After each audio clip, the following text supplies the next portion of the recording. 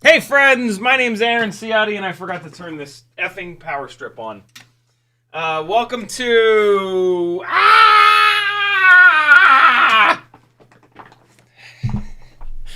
Welcome to Monday night.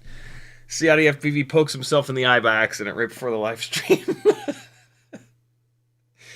Welcome to Monday night Q&A.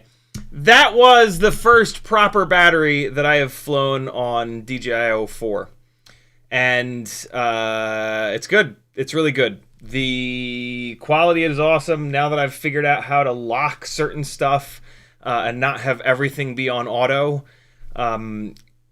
Yeah, it's really, really good. It's better than Walksnail in most ways. The Walksnail Lite, I should say. Like, I'm specifically comparing the 04 Lite to Walksnail because that's the Walksnail product that I've spent the most time with recently.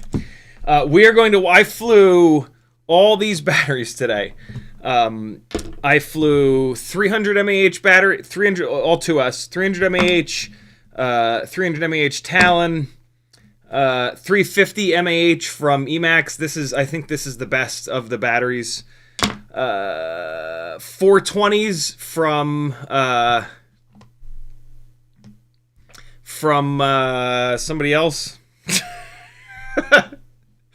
Flywoo, 420s from Flywoo, 450 from Tattoo, another 420 Flywoo, old school Talon 350, another 300 from GNB. And actually, I didn't fly this Dogcom 450, but I charged a bunch of these up twice. And yeah, I'm super impressed. I was a little down on the motor selection for this rig, and the fact that they built it around the 45mm props. I still would rather this be a regular 75, and this is going to get swapped over into a regular 1.6-inch prop frame very soon for reasons that we'll talk about tonight. But boy, have they gotten some runtime out of this. You know, when you make a bind and fly, runtime sells. You know, people put a lot of emphasis on runtime. I wish they didn't, because OBS quit. No, it quit right before the stream. Oh, now it's fine. Okay. I wish they didn't, because there are far more important things than runtime. And as long as we can get, like, especially with little tiny rigs that are easy to swap batteries on, you know, if we can get more than 2 minutes and the flight performance is good, that's fine. Just buy a bunch of batteries. That's just me, though. You know, if you're, it makes a lot of sense that a lot of these manufacturers push runtime really, really hard, because quite honestly, runtime is easy to get. You just you just put underpowered motors on and as big propellers as you possibly can. I'm really shocked at how good this flies with this low of a KV motor. JRP works. Don't say don't be a girl. That's not an insult, dude. That is not an insult. And so, yeah, I'm really, really, really impressed with this thing. This is a practically stone stock Mobula7 04. The only change that I realistically made is to put a micro V antenna on it. With a whip antenna, I don't think it would really perform all that much different. I didn't go super far away. I'm going to play all of the flight footage from all of these batteries. At some point, I'm just going to hit play on that flight footage, and I'll keep talking, and I'll play it full screen for you. One thing I did notice, I switched, so there's the auto record function, auto record on ARM, which I don't love, because every single time you crash and disarm, it chops the file, and then you rearm. You can't be a moderator, Scott, no. And then it restarts the file, and then I crash again, and it stops the file, and then it restarts the file, and then it's just insane. And so, Louis, I hope you're kidding. And so that's kind of obnoxious. I crash a lot, and so I end up with 100 files per flight session, and then I have to smash them all back together, and it's just stupid. So I turned that off. I turned that auto record feature off, and it seems like, I could be wrong, but it seems like when you do that, it stops recording on board. It seems like the only way to record to the onboard DVR is to leave the auto record thing on, which is going to drive me insane if that's the case. So hopefully there's a way around that. But I'm you know, very green to the, I mean, everybody's a little bit green to the 04 system, but I'm extra green. So if anybody knows, if anybody has messed around with that and realized that, let me know. Because the reason I know that is because I just dumped all the footage off of the goggles and off of the quad, and I only have like 5 or 6 files from the DVR on the quad. What might have happened is that it might have filled up. The DVR on board here may have filled up. I forgot to look at how much free space there was before I deleted all the files. So next flying session, I will pay a little bit more attention to that. But yeah, again, super impressed with this rig. Massive thank you to Jason over at HappyModel for sending this out to me. I'm after the live stream tonight, I'm actually ordering another 04 Lite because I'm just really, really impressed with it. And yeah, we're gonna dive more. This whole live stream is gonna be kind of talking about.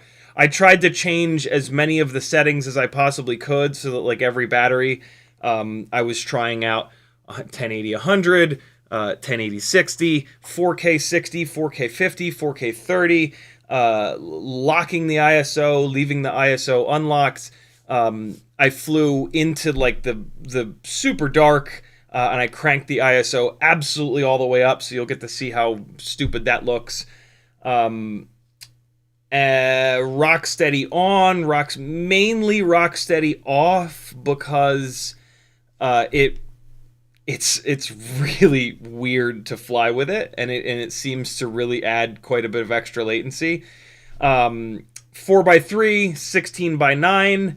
16x9 really chops the top and bottom of the image off. It was pretty difficult to fly in 16x9, admittedly. But yeah, you guys will get to see a lot of that. So ask all the questions that you've got about 04 tonight, because I learned a lot today. Like I said, I flew about 12 batteries. By the way, speaking of flying 12 batteries, the ViFly Toothster is awesome. This is a hell of a little piece of kit. This quad comes with XT30. All of these batteries are XT30 with the balance lead. This charges them up with the balance lead, which is amazing.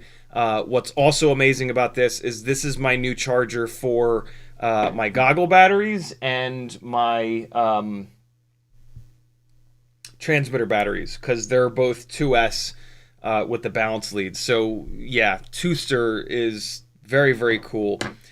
And it's got BT 3.0. For the record, BT 3.0 is definitely the way to go. It's going to save you quite a bit of weight. But this comes XT30. I had a bunch of XT30 batteries. It's totally fine. The God setup, I can already tell you, on all of these 2S 75mm 04 rigs is going to be the Tiny Whoop folded cell, Cheatonian cut one open, Tiny Whoop folded cell, BT 3.0, 300 mAh is really where I'm going to be at. I'm going to get a bunch more of these as soon as they come back in stock. Jesse also sells this in 450 mAh. The 300 mAh should get you right about 2.5 to 3.5 minutes of runtime, and it's going to bring the all-up weight down quite a bit. So this is it for me. The 450 mAh is going to give you just tons of runtime. I ran this Tattoo 450 inside the house, and it got over 6 minutes of runtime. So that was a bit. I was like getting tired by the end of that. So that's a bit much. But if you're gonna fly fast outside and you want to cover a lot of ground, the BT 3.0 Tiny Whoop 452Ss are gonna be awesome. And so yeah, let me dive into chat a little bit and get caught up, and then I'll talk more about this. The good, the bad, and the ugly. Although first and foremost, if you want to support me, because this is a completely crowdfunded thing that I've got going, head on over to CiottiFPV.com. There's a million different ways that you can support me. Just hanging out does help, but giving me $3 of your dollars a month is the best possible thing you can do over on Patreon, and it's going to get you the most benefits. You're going to get access to a Patreon-only YouTube playlist with like sketchy flying, I don't want to be public, half-done edits that I'm asking for your guys' advice on, extended edits from stuff with like extra flight footage showing like, you know, what editing can do to flight footage, what different random kind of just extra stuff that doesn't fit in a normal one of my flight edits. You're going to get access to 2 Facebook groups, one for selling stuff with a trusted group of people, and the other one for just kind of hanging out. You're going to get full access to my Discord channel, where you can like post your flight edits that I might play during a giveaway live stream. You'll have the chance to rent a box of stick ends from me so that you can actually try them. You can rent a set of calibrated weights if you want to see if your scale is off or not. All kinds of good stuff going over on the Discord channel. You can join the Discord channel for nothing. It's down. There's a link down at the bottom here, and you'll get access to a whole bunch of text channels. But there's a couple of text Patreon-only text channels like Patreon Hangout, Livestream Live, CiottiFPV Reacts, The News, Toothpick and Whoop, Micro Brushless, Cinewhoop, 5-inch quads, Schlong Range, HD Master Race, Video Collective, Swap and Shop, all FPV retailers, Stick and Dick Ends, that's where you can rent the Stick Ends box, the Trictionary, so there's extra stuff that's pretty slick over there. that you can get access to for the low cost of $3 whole a month. That's like 10 cents a day, yo, or like 7.5 cents per hour of live streams. I do about 8 to 10 hours of live streaming a week, every single week. Etsy has a whole bunch of stuff that you can buy for me. Do me a favor, if you're gonna buy something, if you're gonna buy like the 0.99 millimeter and or 1.5 millimeter drill bits so that you stop ruining tiny whoop motors, get one of my stickers. Put my sticker on something, take a picture of it, tag me on Instagram, and then I'll put you on my story, and people will find you, and you'll make more friends and live a happier life. Fiverr, you can work one-on-one with me, take advantage of over 8 years of knowledge in FPV. Teespring has some fun shirts and other random apparel. PayPal if you want to support me directly, but you know that with a super chat, YouTube takes 30%. And then lots of affiliate links. Use someone's affiliate links when you buy things on the internet, my friends. It'll help people make better content here on YouTube that you can then watch for free. Replace your bookmarks with people's affiliate links. If you use bookmarks, if you just type like AMA for Amazon into your URL bar, remove your current suggestion, which will probably be just like regular old Amazon.com. There's a way to remove those suggestions. On Chrome, there's a little X over here. Remove your current suggestions for these websites, and then hit someone's affiliate link a few times in a row.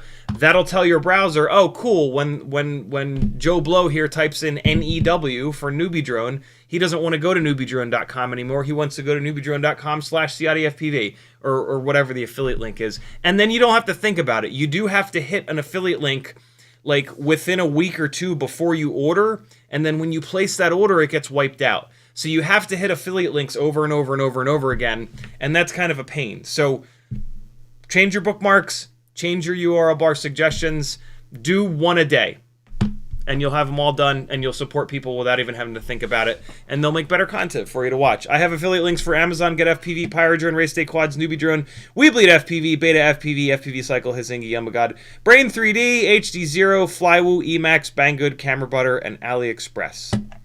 That's how you support people for free. Thanks for hanging out, though. That helps as well. Click the thumbs up, subscribe, do all that nonsense. Click the little bell if you want. I don't care. Scott, in the chat, type CiottiFPV if you want me to read your chat comment. Scotty Scott says, built my first 04 Lite, put it on a baseline with the Beta FPV 2 to 3S flight controller. Would not fit in a whoop, so baseline it is. Flies great. Very cool. I was very impressed with 04 today once I got it dialed in. Denzel the Terrible says, I've been trying to reach you to talk about your car's extended warranty. Abraham says, I'm a Nigerian prince who needs to move some money to the U.S. Can you help? If you can help, you can have some of it. Deal. Raze says, good evening. Raze also says, Alley Cat's sick, but say hey. What's up, Alley Cat and Raze? Eric says, what's a good starting PID tune on my build? Stock. Always stock. HappyModel, Mobula7, V3, HappyModel, blah, blah, blah. Yeah, always stock. Always start with stock. It'll usually fly really good. Whatever it doesn't do well, that's what you're going to dial in. Each one of the sliders has a little question mark to the right side of the slider. Hover over that question mark, and it'll give you an awesome explanation of what that slider does. If it still doesn't make sense, then you can come and ask. But always start on a stock PID tune. For the last, 2 years, the stock Betaflight PID tune is incredibly good. And if you have a good mechanical system, props that match the motors well, motors that match the all-up weight of the rig well, the stock Betaflight tune will fly damn near perfect. It'll also give you a bunch of headroom so that if you crash a lot and bash, or if you've done kind of a sloppy build, it'll still fly. So always, always, always stock tune first. Never, ever, ever just go straight into the presets and start screwing around with presets. You in terms of tuning, realistically, you don't kind of ever need to do presets.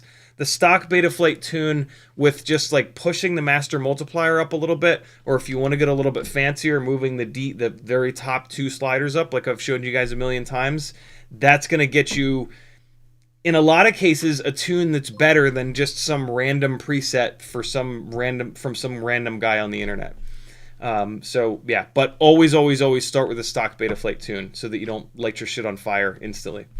Brian M says, just wanted to thank you for your goggle recommendation a few streams ago. I was able to snag some SkyZone O2 CS on eBay for a really good deal. Looking forward to using them. Hell yeah, man. Analog goggles, don't buy them new, friends, unless you're made of money, and then by all means. There are so many analog goggles out there used for like half of what they would cost you new. It's a really, really, really good idea to snag used analog goggles. Cole Power says, I can tell that the 04 Whoop is heavy. It is indeed, and when you put the bigger batteries on it, the 450s, namely, it feels heavy. It feels very heavy. You're going to see that in the flight footage tonight. But I'm every time I fly a rig on the 45mm props, I'm impressed by how much more efficient they are. And just also, like, if you pair them with these HQ props, how good of a job they do. That being said, and for this build with these low kV motors, right, 10,000 kV, they're really important. And the fact that they're tri-blades is also really important. And I don't know if you can get these tri-blades yet. I don't think HQ is actually selling these, which is maddening. But I'm going to move this over. So these are HappyModel 1102 10,000 kV motors. I'm going to be moving this over to this Mobula7 V3 frame with 1.6-inch biblades on Beta FPV 1102 18,000 kV motors for reasons that we'll talk about. And I'll bet you it's going to be better on this setup. I haven't done the 45mm prop thing on 2S before, but I've done a lot of flying and R&Ding with the 45mm setup on 1S. And yes, you get a little bit of extra efficiency, especially with these HQ props. Unfortunately, the GemFan 45mm props are not all that well balanced, so they cause some other issues. But these HQ 45mm props are great. Unfortunately, these props are a little fragile, so it's a heck of a trade-off. The GemFan props are extremely durable. The HQ props are fragile. What happens to the HQ props is this: they break at the hub. I guess you can barely see that. I have a stack of broken HQ ultralight props. Before they break, they're awesome. You know, ultralight props almost always fly better, but with ultralight comes some extra fragility, and that really is something that kind of plagues these, unfortunately. So it's tough. When you drop down to 40mm propellers, 1.6-inch propellers, the GemFan 1610 biblades are brilliant. They are strong as hell, they're beautifully balanced, and they're very efficient. So I'm willing to bet that when I frame swap this thing, and motor and prop swap it, I'm willing to bet that I really won't take much of a hit in terms of efficiency because I'm going to a biblade, which is always going to be more efficient than a tri-blade. This is also going to save me quite a bit of weight. The smaller props, the smaller frame is going to be lighter. And this is awful heavy. Even with the 300 mAh batteries, this is pretty heavy. So I'm really, really, really excited to get it over to here. I kind of have to move it over here. Again, we'll talk about that as we go through the flight footage. But yeah, super excited.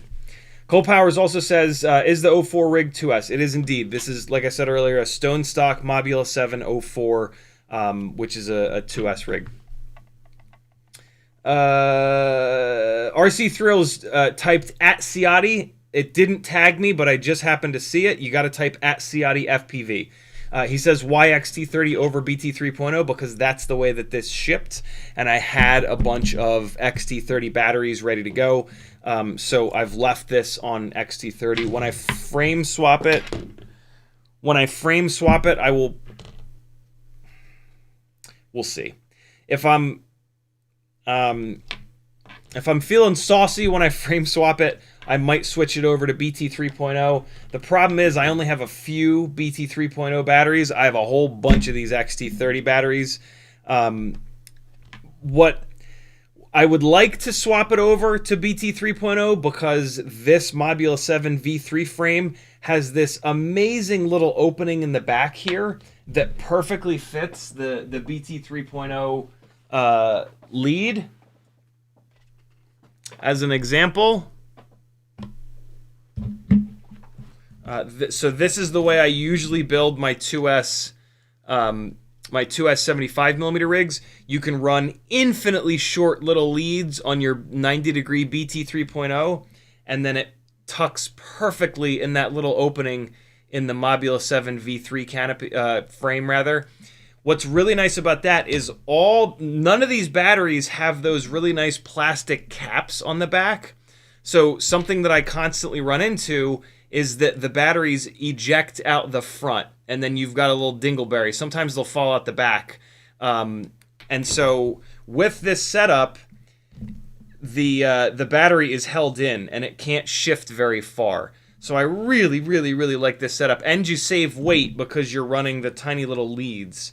So, like, the BT 3.0 deal is absolutely the way to go. But, you know, this is a stock Mobula7 04 right now. And it's really cool to be able to create some content around this rig. I'm even thinking of doing, like, a full-blown flight edit for this. And sending it to Jason, and maybe they'll feature it like on the product page. That would be kind of cool. And so, yeah, for the time being, I'm just kind of leaving this thing alone. I'm gonna see how much more flying I can get out of these motors before I need to swap them out. Basically, and again, we'll talk more about this, but the motor I've managed to bend the motor shafts already on these 1102 HappyModel motors.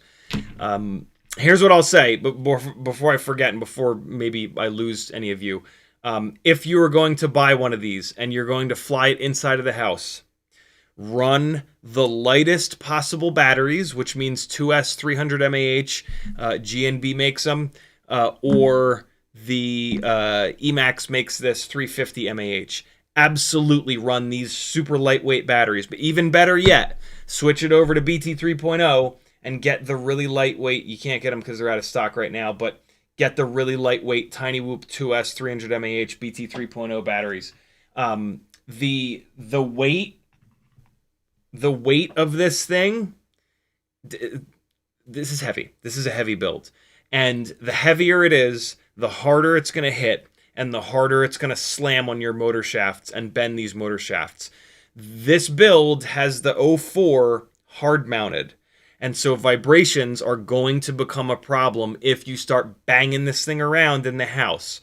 I'm going to do a bunch more flying tomorrow. Not tomorrow. I'm slammed tomorrow, probably Wednesday. We'll see. But this week I'm going to do more flying. And I think that when I start flying this outside with the motors the way that they are right now, there's going to be some jello issues. Luckily, the first, 8 batteries that I flew on this, when it was absolutely fresh, were outside. So the majority of the flight footage should be jello-free. I actually haven't watched much of it. What I played during the intro of the live stream was the very first battery. I think I mentioned that. And thus far, it doesn't look like there's any real jello issues. But with a hard-mounted camera like this, and 04, lots of people are having issues on 04 with jello. Yeah, that's a real thing. So keep that in mind. That being said, this is really difficult to fly inside because it has a good amount of power and because it's heavy. So this is really not an indoor quad anyway. But flying outside, you are going to eventually crash into stuff enough that I think you're going to bend these motors up, these motor shafts up. Me flying this in the basement here accelerates that quite a bit, as you'll see again in the flight footage. And so, yeah, I mean, you guys will get to see tonight, I'm going to play all the flight files. You'll get to see every single crash that this thing went through. And at this point, both front motor shafts are bent to the point where I'm having to already start to back the tune off. I don't know if they're bent enough to cause jello. We probably won't see jello flying indoors because it's a low light environment. When I take this thing back outside tomorrow or the next day, that's when we'll really get to see if it's a jello-y mess. My gut tells me that there's going to be jello. And it's not the propellers that are bent up. I thought for sure that it was the propellers that were bent up. I pulled both front props off and spun the motors up, and the motors are vibrating quite a bit already. So yeah, at the all-up weight that this thing is at, one of the mistakes that I made was to fly this thing inside the house on the Tattoo 450 mAh battery, which is a heavier battery. And that might have been sort of like the kiss of death.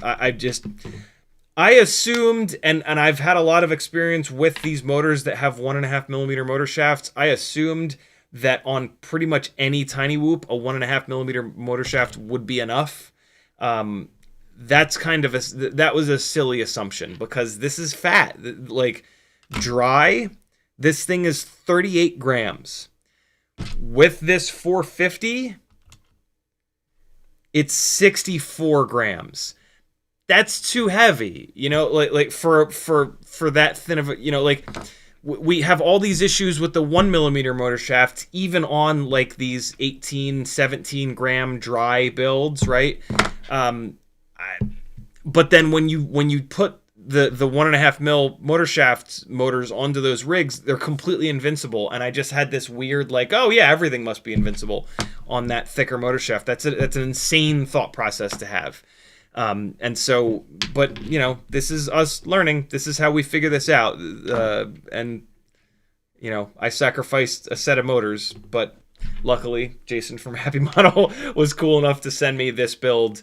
So I didn't pay for these motors. This is why I'm so hard on gear that gets sent to me, is that, like, you know, my thank you for getting it free is like, hey, I'm going to batter the shit out of this and tell people how good it holds up. And I provide that feedback to the manufacturers as well.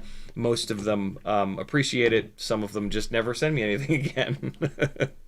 But Jason from HappyModel has been extremely, basically HappyModel, Beta FPV, and Newbie Drone have all taken that feedback and really run with it, and continued to send me stuff, and that means a lot.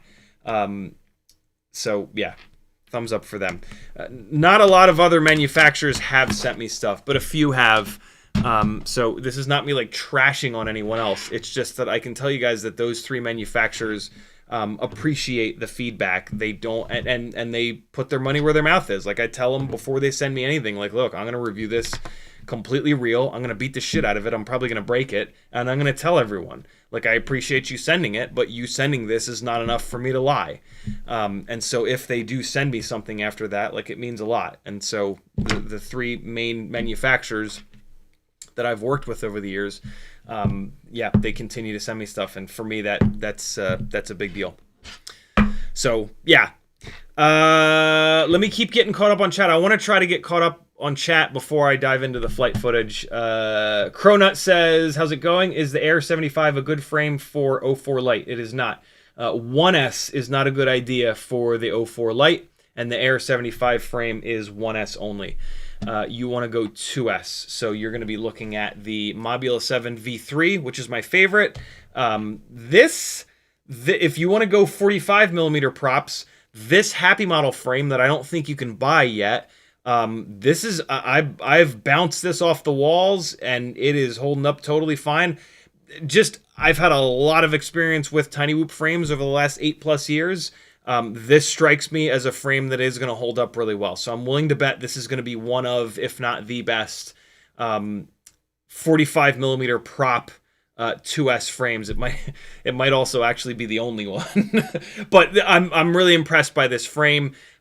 With these 1102 motors, the tips of the propellers ride properly around the inside of the ducts. And it just feels like a stiff frame. HappyModel, they make good frames, and so I think this is a good one.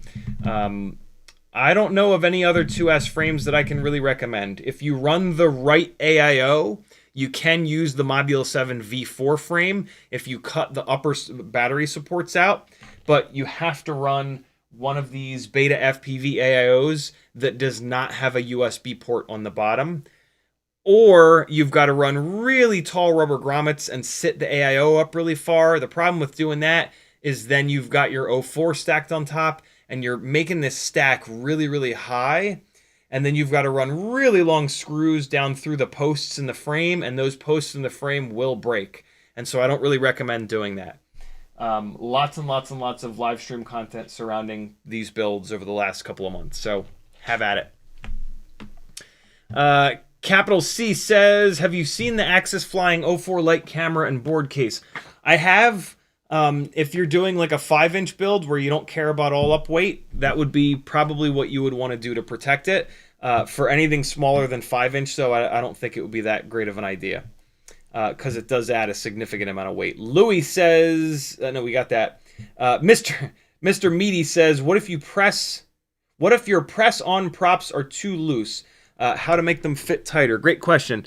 Take your least favorite set of really sharp-tipped tweezers, and if this is the hole in the center of the prop, you want to go in at a 40... I'm not doing it with the sharp end because I don't want to kill myself. But with the sharp end, you're going to go in at a 45-degree angle. You're going to push relatively hard, and then you're going to scrape all the way around. You're probably going to have to take the prop and then rotate it and do it again. What you're trying to do in the plastic in there is you're trying to dig, which then, if you see how my knuckles went up, you're going to dig, and that's going to make it worse. But on the left and right side of that dig, it's going to raise the plastic, right? The plastic has to go somewhere. So you're going to raise 2 ridges of plastic inside of there. And then, so you do it on the bottom of the propeller, and then you do it on the top of the propeller. Be careful. Make sure you're pushing hard enough that it doesn't pop out of there, because you want to use really sharp-tipped tweezers that are going to hurt like hell, and you're going to bleed, and it sucks. So make sure that you're being careful, but it's basically just make sure you're pushing the entire time while you scrape. Don't like try to go too far, because then you'll like relieve pressure and then push pressure, and that's when you stab yourself. That is the best way of getting a prop that's too loose to fit tight. The other way to do it is you put a tiny little bit of crazy glue on the tip of a pin, and you just wipe that inside of the propeller and let it dry. Once it's dry, that is like textured, and you're going to put it onto the motor shaft. A little bit is going to get pushed out of the top, but it's going to fit really nice. The problem with that method is you take that propeller off, a lot of that super glue residue is gone. You put that propeller back on, you might be okay. You take it off again, you got to do it again at that point. You put it back on that third time, and it'll be too loose again. And so you have to keep reapplying the super glue. Don't put the super glue in there and then put it on the motor. You'll never get it off. Put the super glue in there, let it sit overnight. Let it really, really, really dry. You just want the texture of the super glue. You don't want the actual super glue itself. The reason why I say use your least favorite sharp-tipped tweezers is because it's going to ruin them. It's going to bend the tips of the tweezers because you have to push hard. You're digging into that plastic. Moss1 says, it's bittersweet with the 04 with it still being banned, especially how Bardwell put it, sad face. It's not banned yet. You know, in theory, we have this whole year, but we'll see. I have a terrible feeling that by the end of the year this year, none of us in the U.S. will be thinking about drones at all. I think, and it certainly looks like we will have much, much, much, much, much, much bigger problems than not being able to get 04 Lite air units. Islander FPV says, are you considering swapping higher KV motors into the Mobula 80? This is a Mobula 6 HD. I'm sorry, this is a Mobula 7 HD 04. I'm sorry, this is a Mobula 7 04, right? Yeah. And yeah, you posted that at 10:13, so we've already talked about that a bunch. It's getting this frame with 18,000 kV motors. Render says, that doesn't make much sense. I know UAV Tech has had issues with onboard recording, but if you're on a Mac, you have to empty your trash can, otherwise the 04 onboard doesn't erase. I've been using Macs for 30 years. I know that I need to empty my trash can. Yeah, it was super weird. I'll get to the bottom of it next time I fly this thing around. I very well could have. I know there's not a ton of internal storage, and I was doing some 4K recording, so I very well could have filled up the onboard DVR. We'll see. YouTube did the thing and scrolled me to the bottom, scrolling back up to try to find my place. Aber the Ham with a $9.99 super chat. Thank you, brother. He says, just trying to offset my ad blocking extensions and terrible use of affiliate links. Hope you're well, man. Thank you so much, Aber. um, Scrolling back up, where the hell was I? Shout out to YouTube for making live streaming incredibly difficult for so many reasons. Botanically Enhanced says, I ordered XT30 from Ovonic, but they sent by 3. What does that mean? They sent by 3. Oh, BT3. It's a score. I like BT3 better than XT30. But if you were expecting XT30, I'm sure that's kind of a pain in the ass. Tell them to send you the right thing. They will. Skyotic says, I had to tinker with my 04 Lite and Pavo Fumto a lot to get rid of my jello. I saw a Chinese video where they talked about tape around the mipi being part of the issue as it's too stiff. That's weird. I mean, yeah, that's weird. Middle of the day flying is going to be really tough with any micro that has any kind of HD system on board. That is really where ND filters are going to become super important. Unfortunately, the 04 Lite system is really not set up for ND filters. So, I've been flying micros with HD on board for over 4 years. And they're just not meant for flying in bright situations. With micros, all of the vibrations happen up at higher frequencies, which is where it's and jello jello happen. See, the frequency doesn't necessarily matter with jello. It's harder to get. You have to work a lot harder, it seems, to get micro components balanced enough to not have jello. And GoPro, I don't know, man. They do something magical with their cameras that seems to just make them not have jello. I don't know if they have some kind of a different rolling shutter system or they're doing something electronically, but like GoPro cameras always seem to not like GoPro cameras on the same rig that will have like no jello, and then everybody else's camera will have jello. I don't know what they're doing, but so if that's your benchmark, then yeah, it's going to be rough. But any kind of HD system on any micro has always been a pain in the ass with jello. And so you need to have like really fresh propellers. You need to have motors that are really well balanced. A lot of micro motors are not balanced at all. And so like switching from, one brand of motors to a different brand of motors can cause jello to go away or appear. Just having a soft mounted camera mount, it's not enough. The whole system has to be sound. All the screws need to be tight. You can't have any arms that are delaminating. Like, it has to be a fresh ass rig. And so, yeah, welcome to my world. I've been struggling to get smaller than 5-inch HD rigs to the point where I can beat the hell out of them and not have jello for a long time. And it's just, it's a constantly uphill battle. So, yeah, it's not just you. RJ Stacy says, for the V3 frame, the GNB 450 fits. Would you stick with the 300 instead because of the weight difference? Absolutely.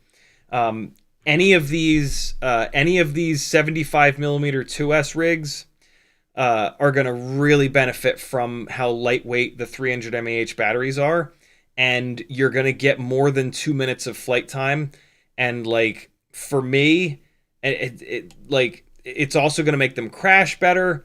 And yeah, if I can get 2.5 to 3 minutes of flight time, good to go. Buy a whole bunch of those batteries and just enjoy the magic of these things being lightweight. It makes flying in front and behind your house in through these like tiny little gaps in like between the bushes and shit like that. It makes it doable. And it's just so much fun because like when you start doing that, it like reprograms your brain to fly smaller, which is what these do really well. Like the trap that is so easy to fall into in the front of your house with something like this is bombing down the middle of the street and trying to power loop the giant 100-foot tall tree, and stuff like that. And like these are a little bit too small for that. Yes, you can do it, but they're a little too small for that. The magic of these rigs is shooting all those tiny little gaps and like wall riding the front of your house and then like going up to your roof and like diving down the side of your house. And when you get these things nice and lightweight, it gives you the time to do that. When they're nice and light, there's more float. And so it allows you to dive the front of your house as an actual dive. Whereas when they're fat, like you chop the throttle at like your gutters and you're in the ground and there's no time to like appreciate the dive. You're like falling down the front of the house instead of diving it. And so, yeah, for me, 2S 300 mAh batteries are the way. That being said, this Emax 350 mAh battery is awesome, and it's only a little bit lighter, a little bit heavier than the 300 mAh batteries. It comes with a pH 2.0 lead on it, so you're going to have to solder on an XT30, but it's not very hard. I literally went over how to do it on the past 2 live streams, I believe. And so, yeah. When the Tiny Whoop 300 mAh BT 3.0 batteries come back in stock, though, these are the ones. When these come back in stock, buy a bunch. Send me a message first and say, yo, yo, they're back in stock. I'm only going to buy 4 or 6. I won't buy more than 6. I won't buy more than 8. I won't buy more than 6. And I am going to get 2 of the 450s. But yeah. But those are going to be the way to go. BT 3.0 is a lot lighter than XT30 when you factor in the fact that XT30 also has the balance lead on there. And these are folded cell batteries. I'm not totally sure that these over here are folded cell batteries. And I'm not really willing to chop them all up to find out. But yeah, 300 mAh 2S is the way to go on these 04 75mm rigs. Even the 45mm prop rigs. You'll see the runtime on the, well, you got to see it in the beginning of the live stream. Well, you know what, let me start playing the flight footage. This is it's almost 11 o'clock. I'm not gonna get caught up on chat anytime soon, and so I'm gonna go back so you don't have to rewind. Nah, screw you, you have to rewind. The beginning of the live stream has the very first battery that I flew. I'm going to pick it up from there. There's going to be a bunch of flight files that are really short because for a while I had the automatic recording on, so every time I crash, it's going to chop the file. The other thing that I don't like about the auto recording thing is that when you disarm, it stops recording and you don't get the post-flight stats. So you're not going to get post-flight stats for a while. Basically, what I did, what you're going to see, the flight footage from the beginning of the live stream was one of these GNB 300 mAh 2S batteries. I flew one. I flew the next. So it's going to be 2 300 mAh battery. Well, now we already watched the one. It's going to be you're going to now see a second 300 mAh battery, and then I flew the 350, and then I flew 420, 420. One, then the next, and then I went down. I think I gave a hand signal for 300. What I wanted to do was go up and up and up and up in MAH, but all of a sudden I had this 300 charge, so I should have done a hand signal telling you 300, and then I think next it's going to be this 350, so I should give you a hand signal for 350, and then I don't even know if I flew the 450 outside. But yeah, that's kind of what you're going to see. You're going to see anywhere from 300 to 420 mAh batteries. Those of you that are patrons, there's a Patreon post with a link to my giant Tiny Whoop data spreadsheet. And there's a tab on that spreadsheet with the weights of all these batteries and many more. There's the weights of 42 different batteries on that spreadsheet. So you have access if you want to look up the specific weights of all these, have at it. I'm looking up that first flight file here real quick because I just want to look up the runtime, right? So we're at 1 minute and 42 already. This is the battery that I played during the intro of the live stream. We're at 1 minute and 50, and like under big throttle, like 40%, 50% throttle, it's still at 3.6 volts. And it's creeping up on 2 minutes here. So the runtime is really good on these 300 mAh batteries. Let's see where I come in. Oh, see, I crash. All right, so here's the next flight. Ah, fuck. So, yeah, see, this is the problem with this auto jib-jab. Let me go back into this, and then we're going to look at the flight time because... Oh, wait, no, isn't it? It's cumulative. It's cumulative in the flight footage. We're good. We're good. We're good. Okay. So, here, let's keep going. I don't think it played these files. Yeah, see the quick little files as I'm trying to get the hell out from the... Oh, what's that about? Why did it not give me the little bit where I flew home? So 2 minutes and 30 is the last recorded whatever. And then I remember I flew out from that bush and I hovered in front of the front door. I think I got to 2 minutes and 40 something seconds.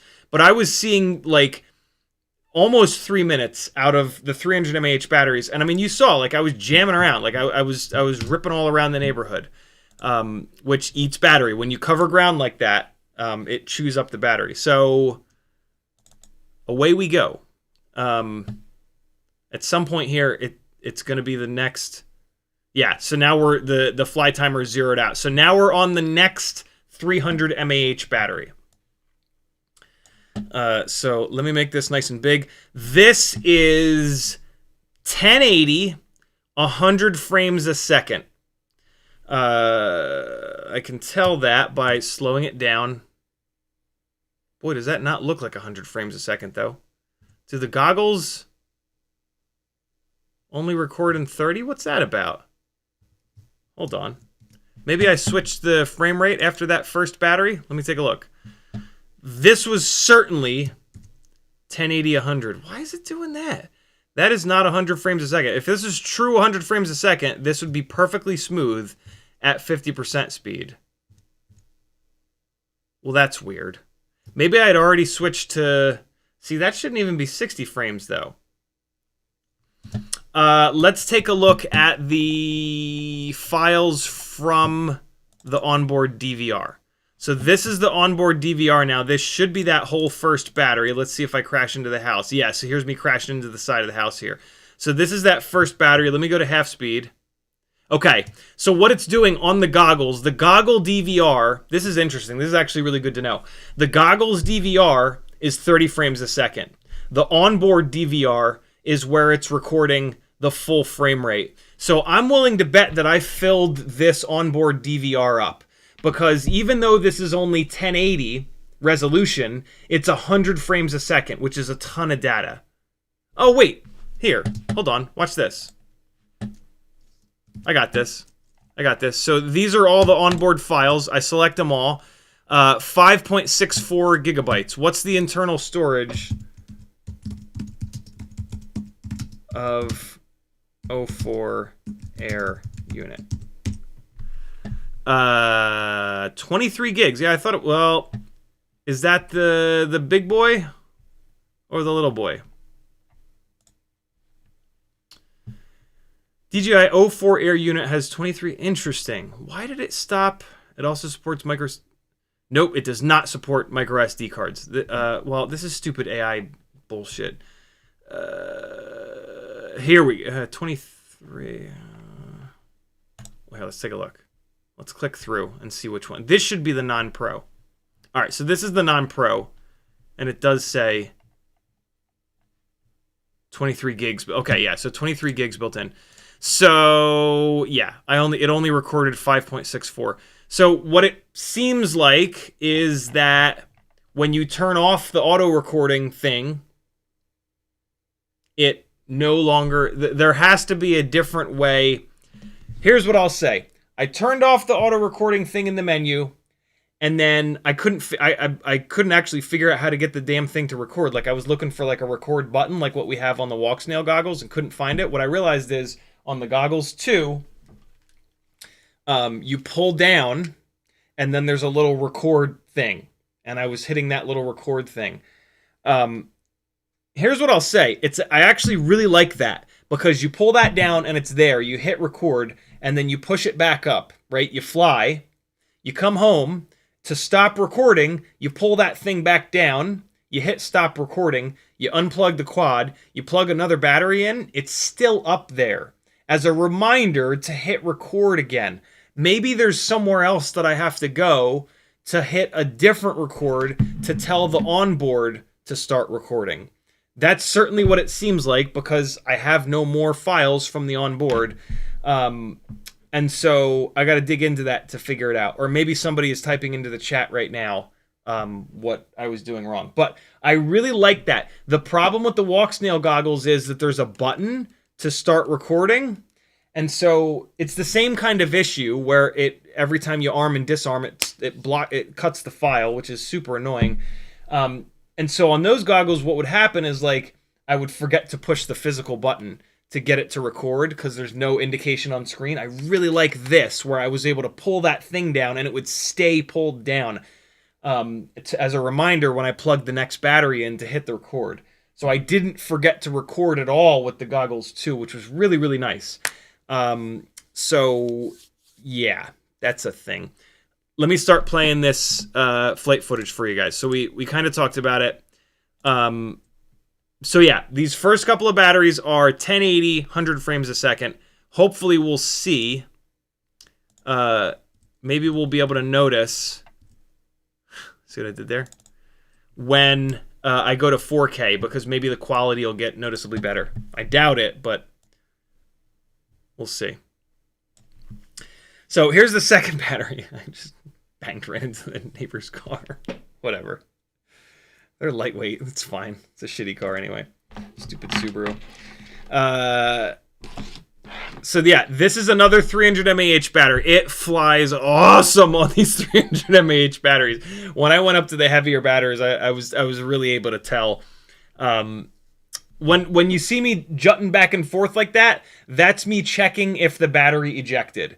Every time you hit something hard, these batteries without the plastic caps on them, there's a chance that they're going to eject out. The easiest way to tell if they ejected is to jiggle it back and forth. And if it has ejected and you got a little dingleberry, you'll roll it right, and then it'll have a little wiggle that the PID loop will have to fight, and you'll be able to see it. So when you see me doing that, that's basically what I'm up to. I was flying it hard, man. I was flying it really hard. Also, one of these 300 mAh batteries has a cell that it's this battery, has a cell that was sitting at 2 volts. These 300 mAh batteries were sitting on the shelf for like over a year, probably closer to 2 or 3 years. And when I took these batteries the other day, and the reason they were sitting on the shelf is because they had pH 2.0 connectors on them. And so when I put the XT30 on them and I put one of these, this one you're seeing right now, on the charger, one of the 2 cells was at 2 volts, which is really, really bad. And so this battery has much less flight time. So, and you can tell that by the fact that it gave me a low battery warning, but then the battery voltage went back up to 3.56. I'm going to make this a little smaller so that you guys can see the left side of the OSD here. You can always tell that you've got like a hurt cell on your battery when, if you're flying hard, it gives you low battery warnings, but then you back off and you do gentle flying like this, and you get a whole bunch more flight time. We're all the way up to 2 minutes and 50 seconds now because I was just chilling for that last like 40 or so seconds. That's how you tell if you've got a cell that's on its way out. Basically, it's a cell that has really high internal resistance. And so if you push hard on it, like the MAH goes in there, but then if you push hard on it and you ask it for a lot of power out, it'll sag like crazy. So now we are into a 420 mAh brand new Flywoo 1S battery. And I might have gone to 4K by this point. Let me get the Let me pull the window off onto the other monitor, and I should be able to see by the file size. No, I won't be able to see by the file size because it looks like the goggle footage. Well, it does say 1080. Hold on. Let me go down through a bunch of these files and see if at some point it is a 4K file. I'm willing to bet that the goggle DVR is all 1080 though.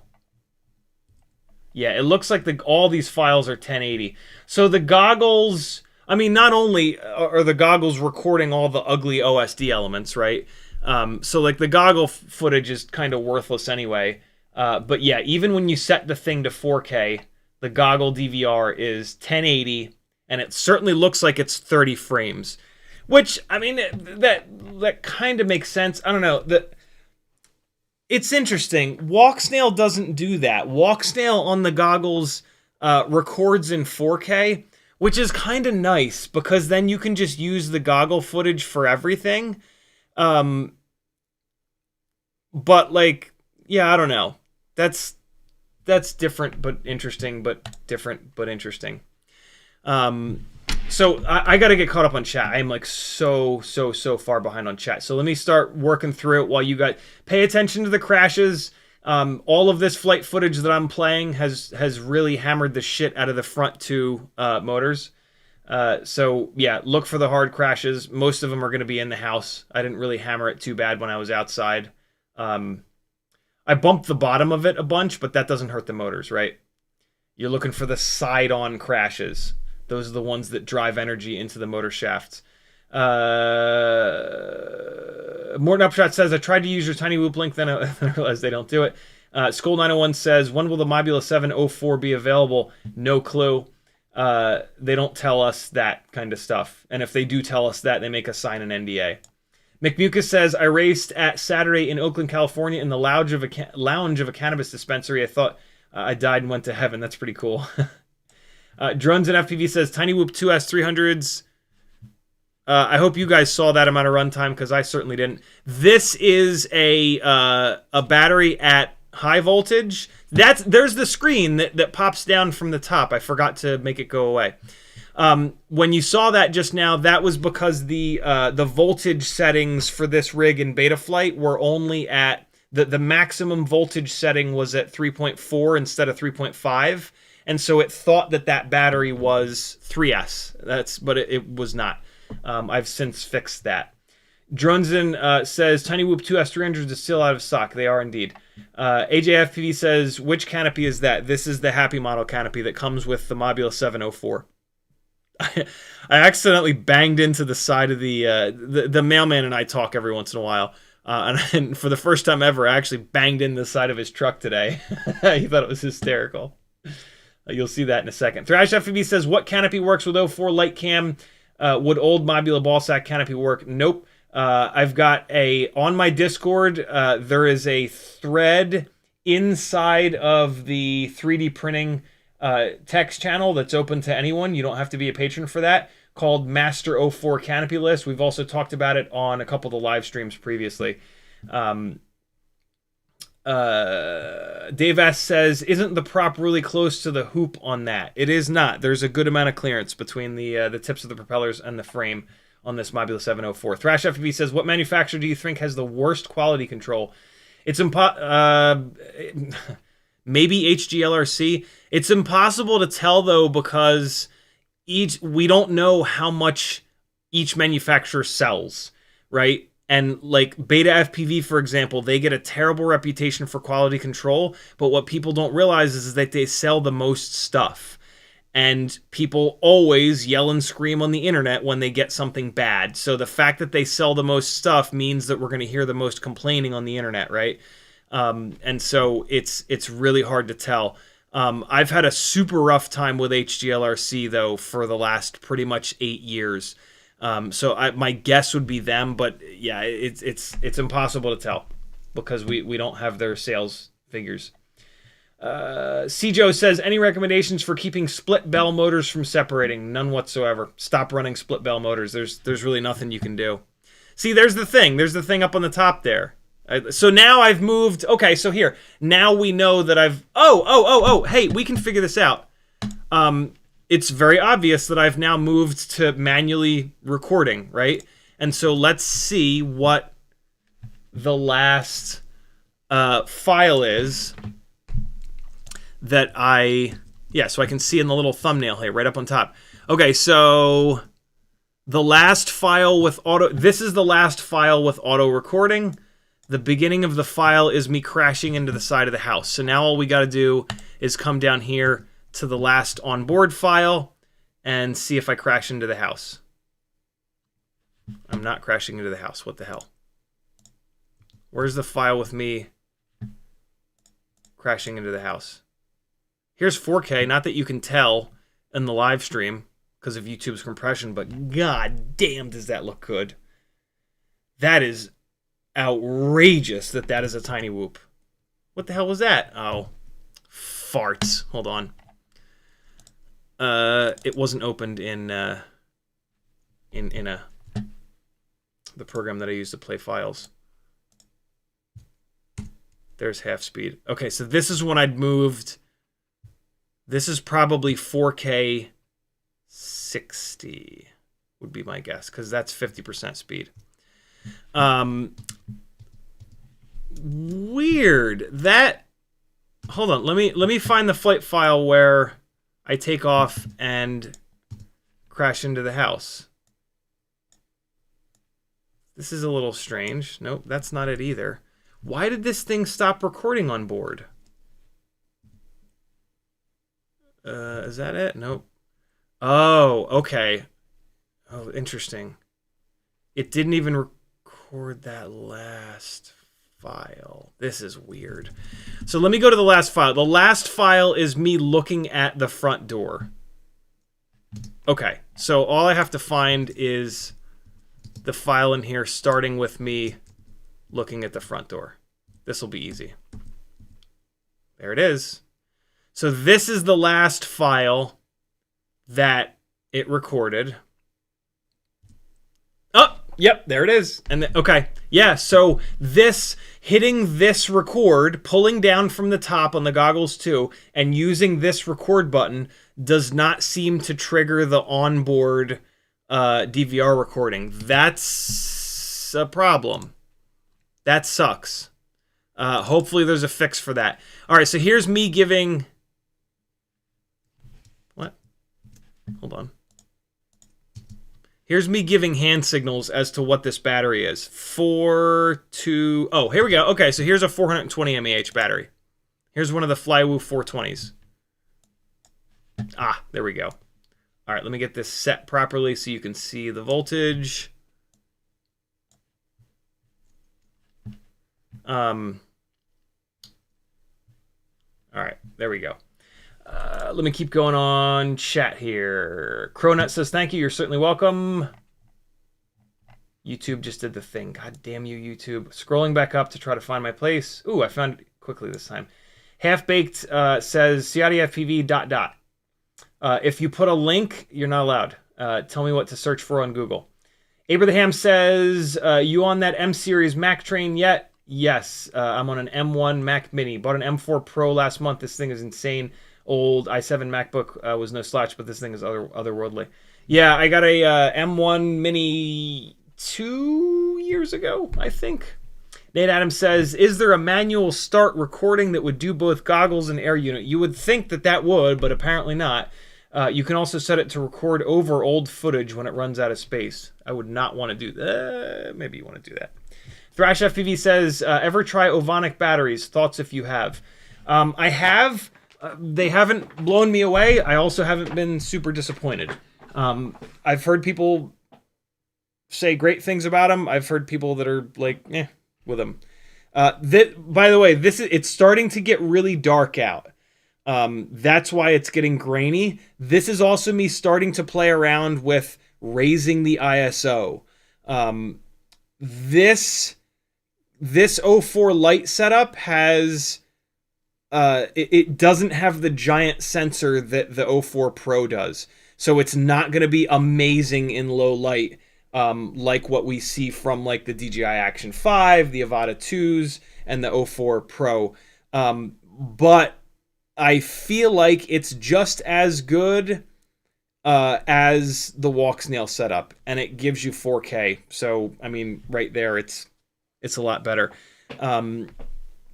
You know, I'm 12 batteries into this, and the VTX hasn't blown up yet. I've not put 12 batteries through at least one, maybe two, maybe even three walk snail Lite VTXs and had them let go.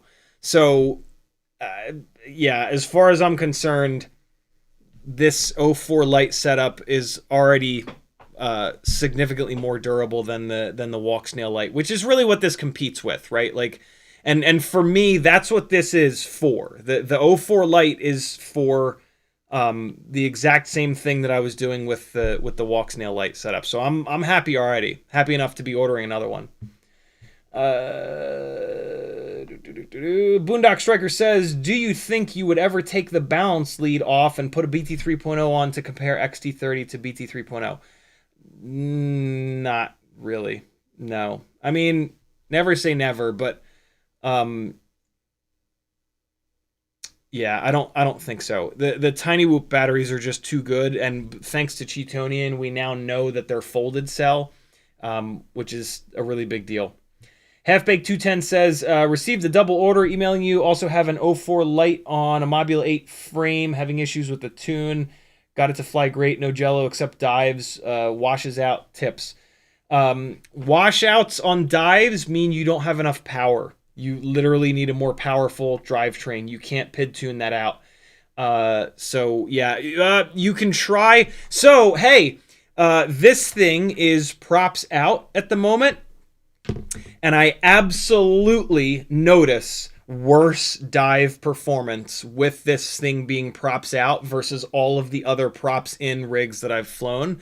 And so that's something that you can try, is if your props in, go to props out. If your props out, go to props in. Washout at the bottom of dives is not something that I've dealt with in a long time, although this rig was actually doing it, but I think this rig is doing it because it's only on 10,000 kV motors.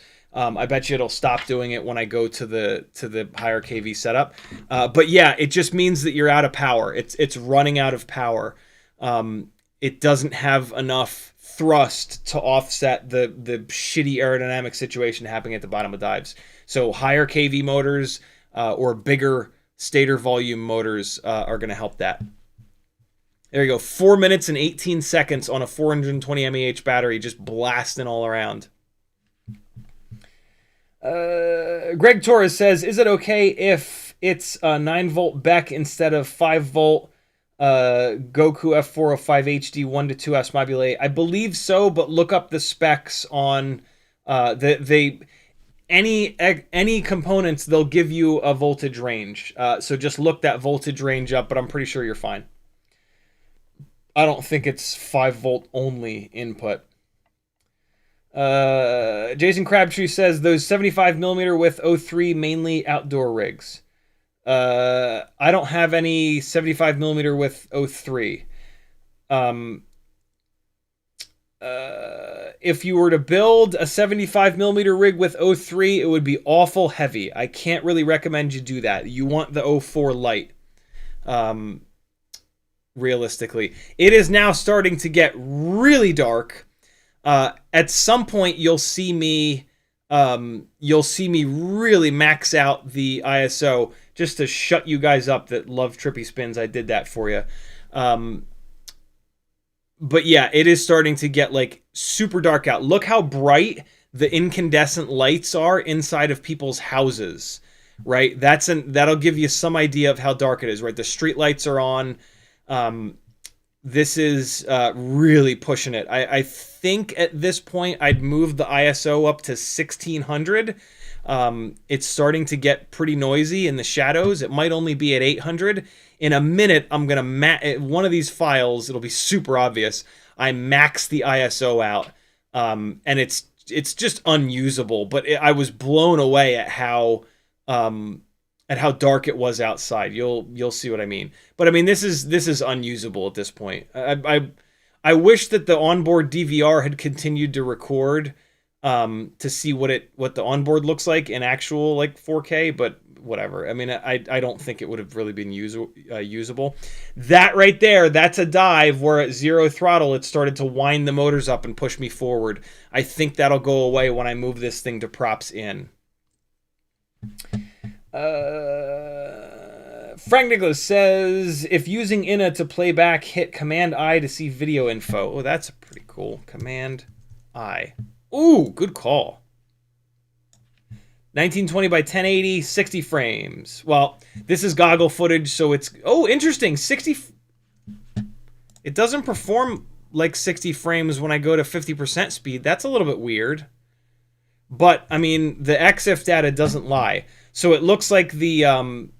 Oh, look, and it's giving me a live readout of the fucking bit rate. That's pretty cool. I'll be damned. Wow, that's slick. Oh,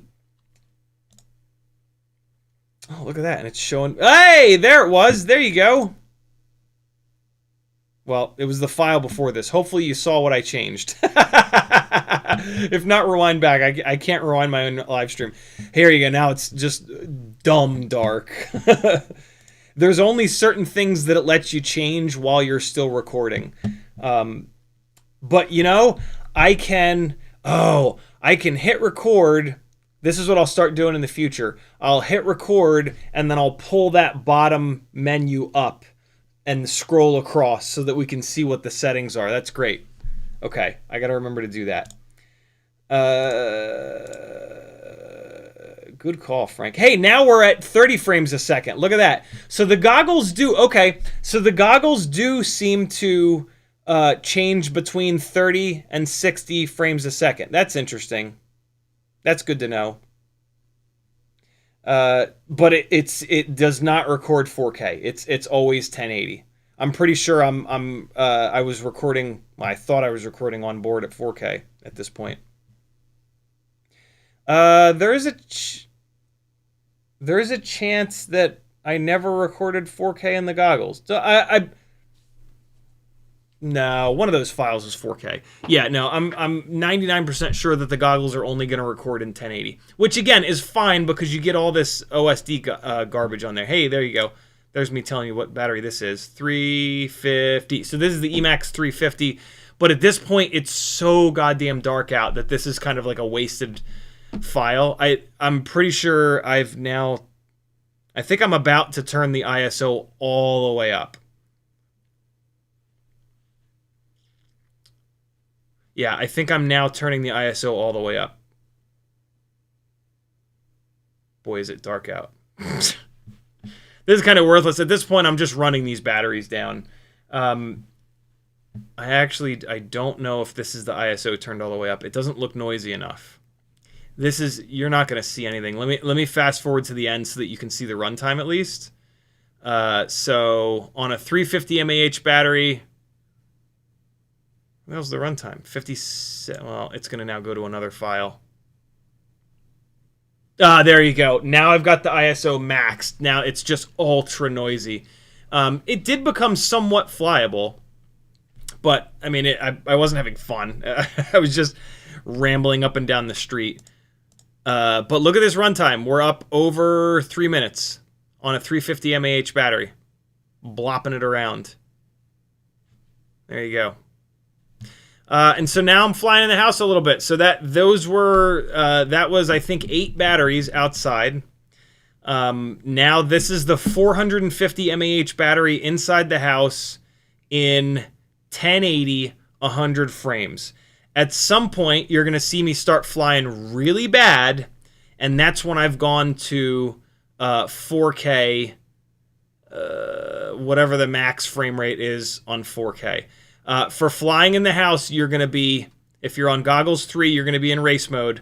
If you're on goggles 2, you're going to be 1080, 100. You really need to. Everything happens so fast in the house that the latency makes a really big deal.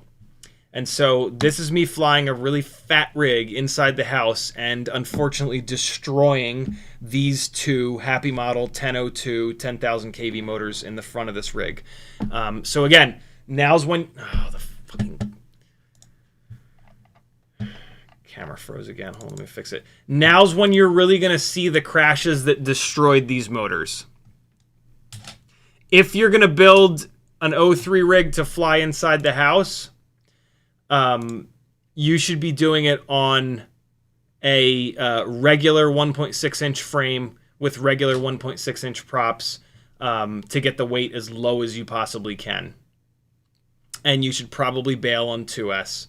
But if you're going to do it, Tiny Whoop 2S, 300 mAh BT 3.0 batteries are going to be an absolute necessity.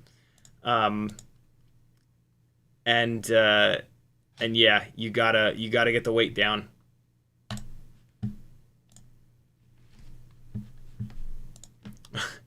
Teddy has been tearing his toys to shreds, and they get tangled up in the props.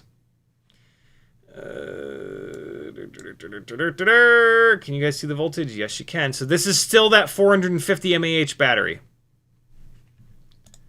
All right. Metal Dirkton says, I've also seen that when the battery connector is worn out or making poor contact, effectively higher resistance. What's that in reference to, Metal Dirtskin? Martin Tanley says, been seeing 1003, 1102, 1103 for 2S builds and frames. Are all of them good at their respective KVs? No, 1003s are too big. Also, I don't think they make any 1003s with a 3-bolt mounting. Maybe they do, but 1003s are too big regardless. 1102 is what you want. 1103s are going to be too big. 1003s, 1103s, those are for toothpicks. Tiny Whoops don't need that big of a motor until you go up to a 2-inch Tiny Whoop. By the way, oh my god, YouTube just shit the bed. Jesus fucking Christ. Between Canon and YouTube, it is a miracle. Oh my god, it is a miracle that anybody can live stream anymore. Hold on. There you guys go. Sorry. Still on that 450 mAh battery, I think. I probably just lost a whole bunch of chat messages. Maybe not. Brandon's Baked Bean says you have to select both in the record options. I do have both selected. Yin Yang 08 says you can set record to either goggles, VTX, or both. Yep, I have them on both. Uriel says, this is serious. Don't you have a rich cougar there in the neighborhood? The only cougar in the neighborhood is Maggie. Nate Adams says, double check in the bench because I got both goggles and aircraft recording when manually pressing record. All right, let me plug a battery into this thing, and I will take a look. But it definitely said both because it was recording on both, and I definitely didn't change it, like, purposefully. Maybe when I changed the one option, it changed it, but I didn't purposefully change it. Let me just, let me get a battery that's not completely dead. 3.8, that's fine. All right, so let me power up these goggles first. And then power this guy up. All right, let me check in the goggles. Look at this runtime, yo. This setup, while it is low latency from being 1080, 100, the battery is very, very, very heavy. All right, going into the menu, side menu, settings, camera. I think it's down here in advanced camera settings. It is. Record with both. Camera view recording is turned on. I wonder what that means. Auto record on takeoff is off. Camera view recording is on, though. I wonder if I have to turn that off. I wonder if that records. I wonder if that's the setting that controls whether or not the OSD records on the goggle DVR. Well, I've turned that off. And so, I'm just going to hit recording goggles screen view failed. Why? Is it because I'm not armed, maybe? I don't know. I'll do more digging tomorrow, but I'm going to leave that turned off, and we'll see if that changes anything tomorrow when I actually fly it for real. Because it's giving me that weird error message. Those of you that have O4 systems, do me a favor and see if you can figure it out for me. Well, although I think one of you guys just said that yours recorded on both. I don't get it. I don't understand. 5 minutes and 13 seconds. That was me hitting the TV. I was sure the TV was broken. It hit hard. I do not recommend that you fly this rig with a heavy battery inside the house. It's really heavy. When it hits stuff, it's like it sounds like I'm hitting a softball into the wall with a baseball bat. It hits like a ton of fucking bricks, man. It's gonna break something. Nate Adams says you can also tell with the record icon, because if you don't have an SD card in the aircraft with the O4 Pro, it shows the goggles icon next to the OSD record light because only recording on the goggles. Yeah, I thought that I noticed the record icon change, but I was like, nah, I've only been using this for a minute. I probably just didn't notice it, but yeah, I think it was telling me that it was only recording on the goggles. Cheetonian says, do you think the props in versus out dive performance with prop guards applies to pushers the same as pullers? I do. I think it applies to anything with a shitty aerodynamic situation, which basically means anything with any kind of a guard around the propeller. And I think that it might also apply to non-guarded rigs, but we just don't notice it. I could be wrong there, though. Nate Adams says, the goggles mirror the onboard for frame rate, but they only receive 1080. That makes sense. That makes sense. Frank Nicholas says, I'm 99.9% sure the goggles only receive a 1080 signal. Yeah, that would make a lot of sense. No way to record any higher resolution on the goggles EVR. Yep, that's absolutely what's going on there. But the frame rate is interesting. When I was looking at that file where I knew, hey, here's me telling you what the battery is, 300 mAh battery. So I got like 6 minutes, I think it was, on that 450. Now we're flying a 300 mAh battery. I might have changed it to 4K at this point. I don't remember, though. It's hard to fly in the house, as you can see. Lots of crashes, but it's a 2S 45mm prop rig, right? Like, it's not meant to fly in the house. I was surprised that I was able to do as much as I was able to do. Nope. This is still 1080, 100 because it's still dark. This is 100 frames a second, and so the shutter speed is at 1/100, and that's why it's so dark. When I changed it to 4K 60, you'll see the image brighten up because I was able to change the shutter speed to 1/60. That was actually me banging into the monitor. It got a little sketchy before the live stream, me flying inside of here. Mikhail says, looking good. Did you glue the MIPI cables or reinforce the O4? I did not. I haven't seen a ton of MIPI cable failures yet. And like, if it does, the MIPI cable is cheap to replace. I've reinforced the camera, the one board on the camera that Mads Tech first put the video out, and then I've also E6000'd my UFL down, which is the video that he put out today. But he was talking about it today on the pros. I took my 5X loop and I looked at my UFL on the O4 Lite here, and there does seem to be more solder on there. But I always E6000 the UFLs down. YouTube just did the thing and scrolled me to the bottom, trying to find my place again. Calvin says, what about the Pavo Femto as an 04 Lite Tiny Whoop? So I will never consider, so here you go. There's me making the change. I will never consider that the style of rig that the Pavo Femto is to be a Tiny Whoop, because it's just not durable at all. The Pavo Femto is not something that you can crash hard and have it survive. It's going to blow up. So yeah, tiny whoops to me are freestyle rigs. You can crash them, you can fly them hard, you can have a lot of fun. This pusher style rig, you're not going to be able to crash it hard. So the Femto is an 04 Lite Cinewhoop is really what that is. Metal Dirtson says, worn out battery connector causing severe voltage sag. Oh, much like bad cells. Okay, yeah. Yeah, battery connectors do wear out. If you've got a battery that you've plugged in and unplugged over 100 times, there's a chance that connector is on its way out. My batteries never last that long anyway. Blue Sky FPV says, what is the lighting like in your house in the videos? Same as when you normally stream, it just seems very dark. No, it's actually a lot brighter.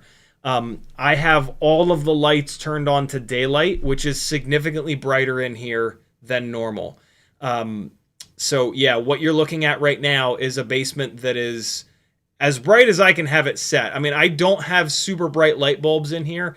These are all these RGB with incandescent and daylight LED chips on them.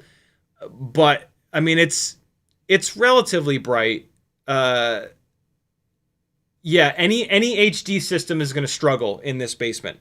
You know, analog FPV cameras are unbelievable with in terms of low light performance, and so it's a pretty unfair comparison of between the two. Although, I wonder what the hold on, let me look up what the settings are. Let me tell you exactly what the settings are, because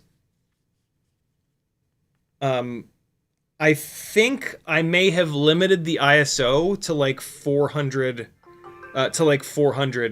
to get as good to get like as little noise as possible. Let me look it up right now. I'll tell you what the exact settings are here, because I haven't changed them since. Let's see. So if I pull up from the bottom. Okay, so I'd limited the ISO to 800. Shutter 160, because I have it on 4K 60. And then the auto ISO limit is also on 800. So yeah, I could have bumped the ISO up to 1600, 3200, 6400, or 12,800. So I could have gotten an awful lot more light, but north of 800, and you start to get a good amount of noise. That doesn't really matter if you're just flying inside the house for fun. And so I could have gotten way, and I will do this. I will fly this thing inside the basement here at the higher ISO settings moving forward. This is me trying to make a video file that has no noise and like looks really, in air quotes, cinematic. So the very last file, which this might be, is going to give you an example of what it looks like at 800 ISO. It's already starting to look a little bit better. I was kind of purposefully exposing for the bright LED lights. The gate, this fucking party light in the corner here shining up on the dive tunnel. So yeah, there's a lot more sensitivity in this sensor. You're just going to pick up more noise. Dave S says, don't forget to erase the 04 memory. Already did. Metal Ritson says, watch out, you don't get a copy strike for Seinfeld. Yeah, right. Brandon Bean says, just auto record on arm. You can still record before you arm if you want. And you can always stop arming while you're flying. It drives me insane that it stops. I really hope there's a way to not do that. I really, really, really do. If not, I hope to hell that they fix that. That's the type of thing they can almost certainly fix in a firmware update. Render says, Brains Beans, I'm curious to know if CiottiFPV sets it back to auto record, if it will go back to recording on board or not. Yeah, I'll screw around with it for sure. Now that I know that's... I didn't know that was a problem until this live stream began. So now that I know that that's a thing, I'll try a bunch of different stuff to figure that out.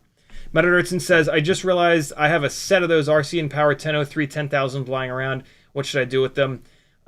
do a either a 2-inch whoop or a toothpick style thing with 2 or 2.5-inch props.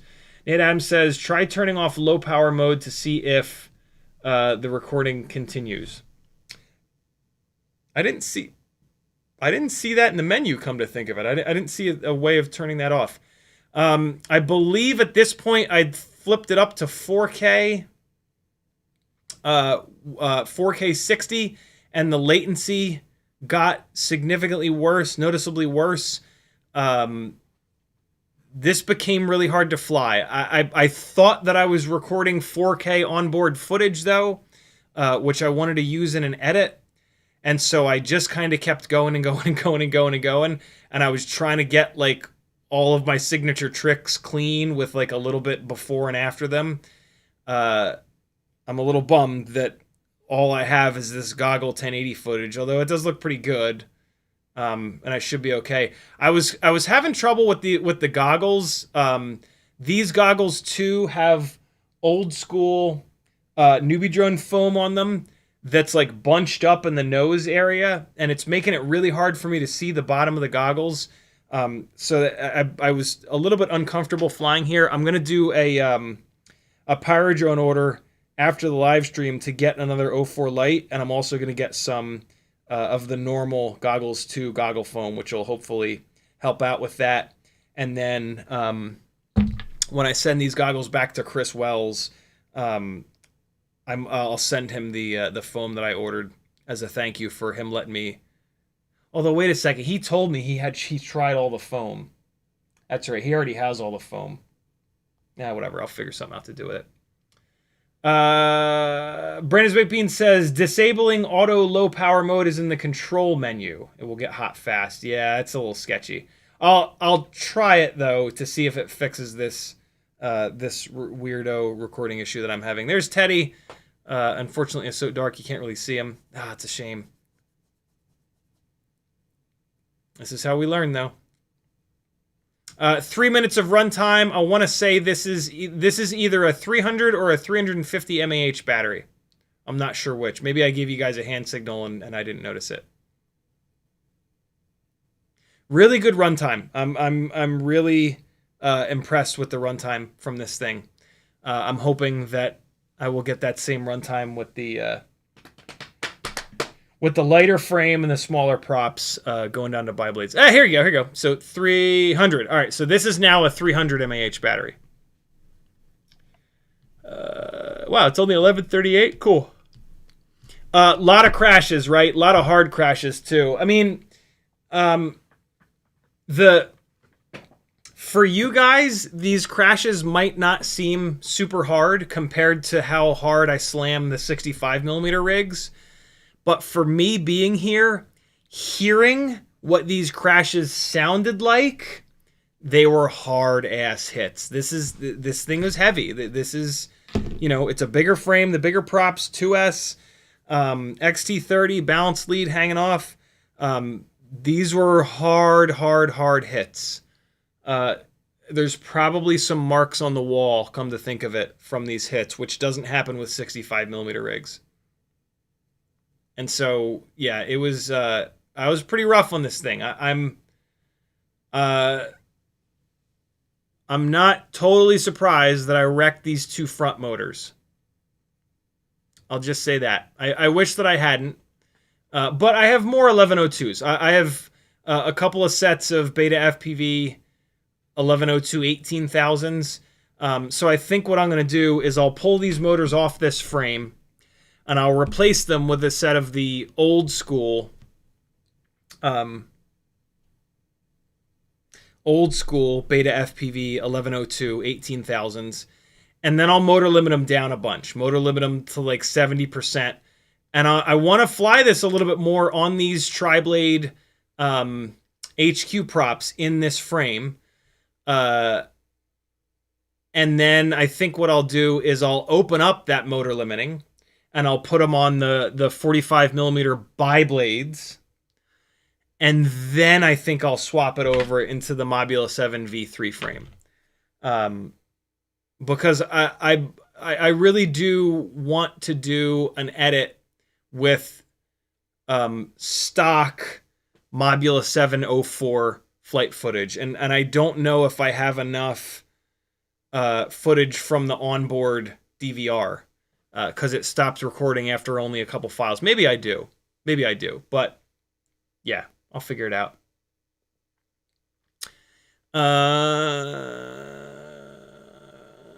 Nate Adams says 4K 30 is almost unflyable with latency. Oh yeah, let me talk more about latency. Run goggles 2 at 80 to 90% screen size is the only way. I have it at 80% anyway, just because all the DJI goggles have way too wide of a field of view. That's like the first thing I do is reduce it to 80%. Integras and goggles 3 reduce field of view to solve. Yeah, so the latency. First couple of batteries that I flew were in 1080, 100 frames a second. I absolutely noticed more latency than what I'm used to. What I'm used to is analog, right? And so, sure, you go to an HD system, there's more latency. No arguing that. I got used to it pretty quick in a very similar way to when I fly walk snail. And I noticed that it's got a little bit of extra latency, and then I get used to it. When I went to 60 frames a second, a few batteries in, and I also tried 50 frames a second, I did notice a little bit more latency. I was already kind of adjusted to extra latency though, and it was just like, yeah, okay, there's a little bit more latency. Eventually I went to 30 frames a second, and that's a bit much. You notice like the individual frames. It is absolutely flyable though. And like if you're flying in 30 frames a second, you're flying something very cinematic. There's no reason to fly freestyle in 30 frames a second. And when you're flying something cinematic, you're not doing a lot of quick movements. So I kind of think it's okay. I got to play around with it a little bit more, but I think it's actually okay. It is flyable. I then turned on rocksteady, and that's where it becomes borderline unflyable. 30 frames in rocksteady was a bit much. Also, like, just I would do like a small movement on the stick, and the nothing would happen on my screen because rocksteady was doing its thing. So that was kind of brutal. I got to play around more with it, but I was surprised at how quickly I got used to the latency, and I was surprised at how flyable it was on 50 and 60 frames a second. At 30, yeah, I mean it's gonna be a struggle, but 30 frames a second, you're gonna be flying something. You're gonna be flying mountains. You're gonna be flying sunset. You're gonna be just cruising, and you know it's gonna be all right. So this is now the onboard. This is now the onboard flight footage. This is before I had realized that I can lock the shutter speed. This is with the shutter speed in auto, and that's why you're getting these giant jumps in the footage. That's why this looks like a slideshow. I'm going to get past this because I think that it's going to start looking a lot better. Yeah. So this is where I've realized that I can lock the shutter out, that I can lock the shutter speed, and the easy way to tell is all this motion blur. So this is no longer on auto shutter, cranking the shutter speed up to like 1/1000th of a second. And so now we're not going to have that same, we shouldn't have that same flip book nonsense that's going on. Although we still have a little bit. This is half speed. This is 50% speed. The flip book situation is something that happens when you record in really high frame rates, 100, 120, for example, and then you play back in 30 frames a second. At 100 frames a second, your you're taking, I don't know what the math is, but like roughly you're losing 3 frames in between. So when you yaw, you're going to get 1 frame to play back in 30 frames a second. You're going to get 1 frame, you're going to lose 3 frames, and then you're going to get 1 more frame. So when you're yawing around, you're going to get here, and then here, and then here. Whereas if you slow it down to 25% speed, you're going to get 1, 2, 3, 4. 1, 2, 3, 4, 1, 2. So that's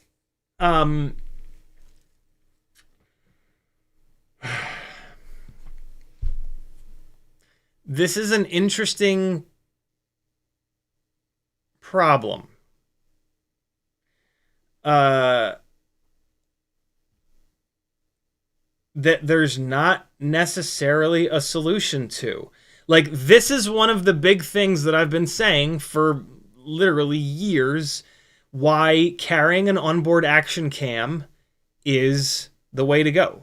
Is that you set the onboard action cam to the exact right frame rate, all the things that you want from the HD footage, and then you set your onboard FPV cam to the highest possible frame rate to get the lowest possible latency, right?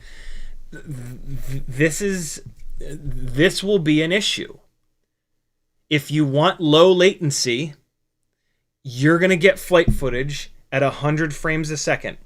And when you play that back, or you upload it to YouTube and it plays it at 30 frames a second, when you've got fast motion, you're going to have these giant gaps. And there's not much of a way to get around that. I mean, maybe someday oh, it's really bad right now. Can you guys see it? Could you guys just see it? It is nasty on my end. I don't have a way of going individual frame forward, I don't think, in INA. And I can't just slow it down, because when I slow INA down, it'll grab those frames in between. Why don't any of these fucking video programs that play back have a way of going a single frame forward? VLC is the same. There's no way to go 1 frame forward. I can do it in Premiere. Oh, you know what? Even if I did go a single frame forward, it wouldn't matter, because it's the file is in 100 frames a second. Nate Adams says, this is why I also like the Vista Nebula Pro with an action camera, because low light performance is so much better. You go low latency for flying. 04 Pro low light performance is staggeringly good. It's better than GoPro. So just keep that in mind. But yeah, this is a thing. This is a thing that we're going to have to deal with. Brandon's White Bean says VLC does have frame by frame. Do they really? All right, hold on. It's not going to work though, because it's going to pick from the 100 frames. Yeah, I have to let it play back in full speed. Hopefully you guys saw it, or hopefully I described it well enough. And some of you have actually probably run into it before. But yeah. It's very noticeable at 100 frames a second or 120 frames a second. At 60 frames a second, it's not nearly as noticeable. It's still there, but it's nowhere near as bad. And the latency wasn't that bad in 60 frames a second. Yeah, I don't know. This is something that we're going to deal with. I mean, if you're flying for fun, 100 frames a second, you'll never notice it in the goggles. If you're flying for cinematic flight footage, you're going to have to pick. You're going to have to make a decision. Do I want to play this back at 100% speed? If so, the higher your frame rate, the more frames are going to get dropped in between. Some of the editing software does have the ability to, I think it's called frame interpolation. It tries to like blend frames together, but it's Yeah, it's gonna be an issue. This is gonna be an issue. Oh, that's right. That's where it is in yeah, VLC has that customized interface thing that's got tons of shit that you have to set your own shortcuts on. Good call. And that's it. That was the last bit. There it is. There's all of the flight footage from today. And it's 11:51. Look at that. What do you guys think? What was I was pretty hard on this thing inside of the house, wasn't I? Like some of those I wish there was audio. I should have set up a mic because some of those when it hit the TV, yo, I was like, the TV's done. TV's fucked. It hit the TV like a ton of bricks. I tried to do like a Matty flip or something, and I went full throttle, and it just like thung into the fucking TV. I was like, oh fuck. But what did you guys think about the amount of abuse that it took inside the house? Look, nobody should buy this for flying inside of the house. It's got too much power and it's too heavy. It's not the right tool for the job. I was as dialed as I possibly could. I was trying so hard when I was flying this inside the house to make it work. I really wanted to have like a super cool chunk of flight footage from in here in 4K that I could do a proper edit with. And plaster DJI 04 all over the fucking thumbnail and all over the description, and maybe actually finally have a flight edit that gets more than like 2,000 views. And so I was really concentrating. I wasn't streaming at the time. I wasn't talking. I was just focusing. And yeah, it's too powerful. It's too heavy. It's a brilliant outdoor 75 millimeter 2S tiny whoop. Brilliant. I cannot believe how much power these seemingly low kV 10,000 kV 1102s are giving with these 45 millimeter tri-blade props. So yeah, if you want to buy this thing to fly in your front and backyard, you're gonna dig it. I really do believe that. It still works, right? Like I for sure bent the motor shafts on these front two motors, but I hammered the living hell out of it in here. If you flew this thing outside, yeah, the frequency of crashes is much lower outside. So yeah, super happy with this as a bind and fly. You will not be disappointed with this as a bind and fly. If you want to make it lighter, you swap the frame out for a V3 frame. You bring these motors across. I don't know about that. I mean, they do make 1.6 inch props that are quad blades. You could probably find a prop that would give you somewhat decent performance with these motors, but realistically, if you move this over to a smaller frame, get rid of these motors. Pick up a set of Beta FPV 1102 18,000s. Speaking of, hey, if you do that and you buy a set of a Beta FPV 1102 motors, they come with M1.4x4 screws. So if you buy I mean, I have these for sale on my Etsy store, but if for some reason you can't buy from my Etsy store and you need these M1.4x4 screws, this is a way of getting them. You won't use these screws with these motors on this frame. Make sure that you don't, or you will fuck up the motors. These screws are for a carbon fiber toothpick frame, because this is more of a toothpick motor. But yeah, if you need to get M1.4x4 screws because you want to do a build like what I've previously done on the low 1002 motors or 802 motors that are too short for the Mobula7 V3 frame, this is a way of getting them. And then you can get your 1mm spacers by buying a Meteor 65 or 75 air frame. They come with 1mm thick spacers but no screws. So yeah, there you go. New folks will not know what the fuck I'm talking about right now, but that's okay. The OG folks do. And they're the only ones that are going to do such a silly build.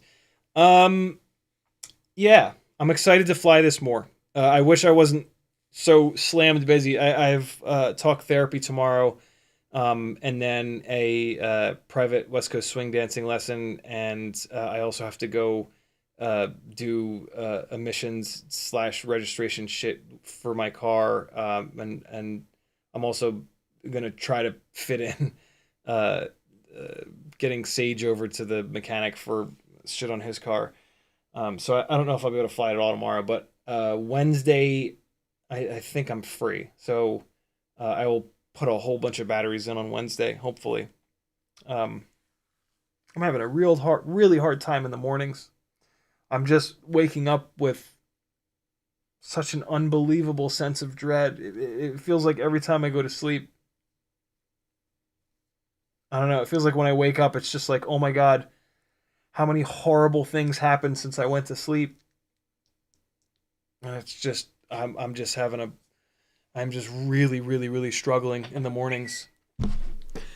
But, you know, most people are, I have to assume. I don't know. We'll see what happens. Maybe it won't be as bad as we all know it will be.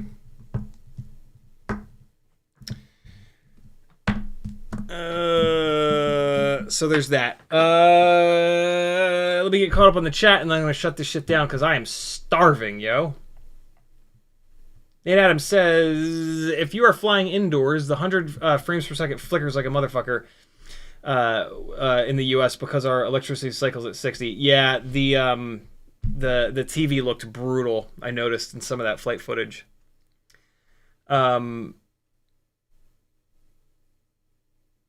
Brandswick Bean says, I just checked. Denzel the Terrible, next frame is E. E is for next frame. Nice. Is that an Inna? Inna do that too? Hold on, let's see. Pause. E. Nope, that must be VLC. I'm going to open this in VLC. But see, again, the problem is it's going to give you the next of the 100th frames. So it's going to be, you know, so this is what 100 frames look like. Oh, on the right screen. This is proper 100 frames, right? There's not... Okay, I can show it to you guys. I can show you guys the problem. Here we go. Okay, hold on. All right. Well, I want something with yaw. There was a little bit of yaw there. All right, so look, this is 100 frames a second. So, that was 4 frames, right? The jumps in between each of these frames are fairly small. But that's the full 100 frames. You then upload this to YouTube, or you dump it into your editing software, or you just play it back on a screen that's refreshing at 30 hertz, right? You get this frame, you lose this. You get this frame, you lose this. Fuck you. Why is it not working now? The hell? Oh, Jesus Christ, VLC. Hold on.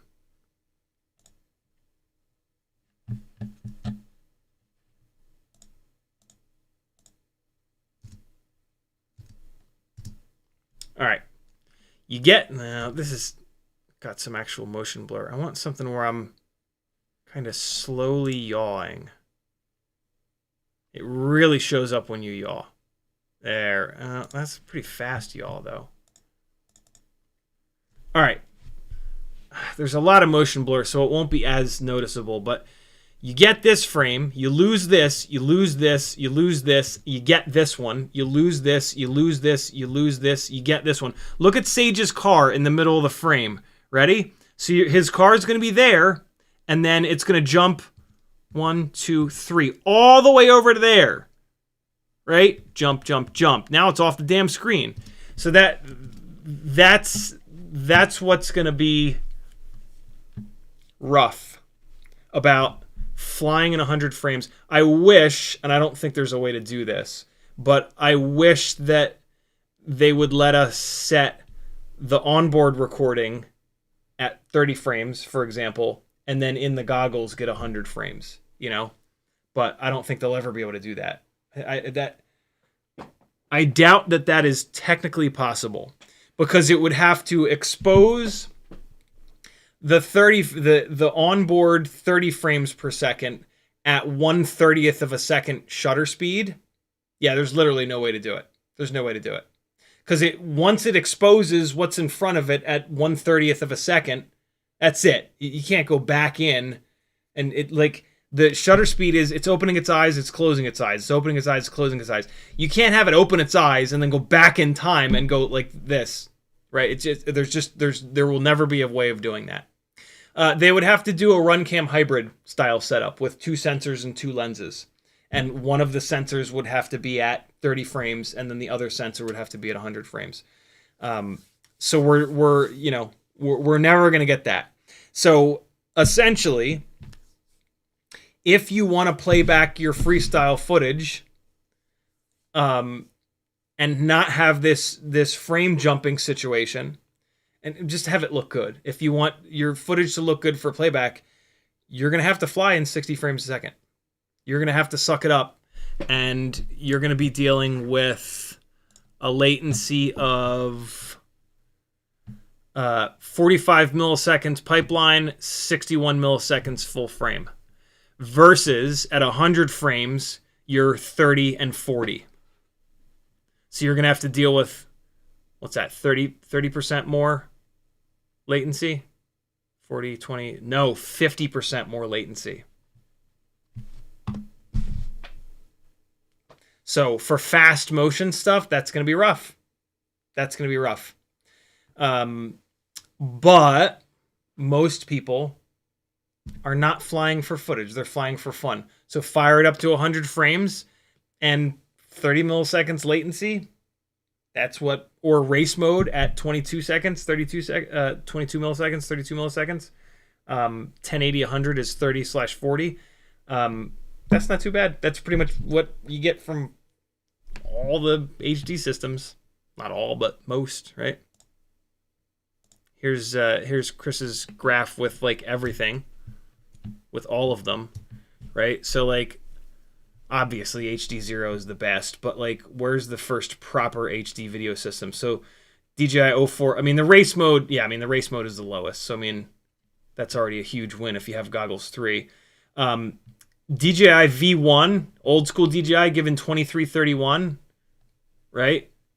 And that's about as low as it's going to get. Avatar, 2232. So, I mean, all things considered, it's HD latency, right? Like not we all, but most of us have flown an HD system, and we know what HD latency feels like, and that's what you're going to get. But if you want your flight footage to look good, you're going to tack another 10 or 15 milliseconds onto it, which is, it is absolutely flyable, but you can also absolutely tell the difference. So, that's tough. I can't wait to spend more time with it to see what I can do at 60, and to see if it bothers me. Sometimes that frame jumping does bother me at 60. When I went down to 30, it was pretty nasty. The latency was pretty nasty. I don't know if I'd be able to fly hard freestyle at 30 confidently. It looks like it goes all the way up to 64.97. Like it's pretty bad. But we'll see. We'll see. Shout out to Rosser for doing this amazing latency testing. Good Lord. Let me get caught up on chat, and then I'll shut this shit down. Oh, shit. Frank Douglas says, Init can do single frame stepping. Option left or right. Very cool. I will not remember that. Where'd you find that, Frank? Denzel the Terrible says, just figured it out myself. It was bugging me. Shift or control, alt, left or right, do the scale jumps. Half-Baked 420 says, Beast motors for a Mobula 8 85mm 04 Lite build.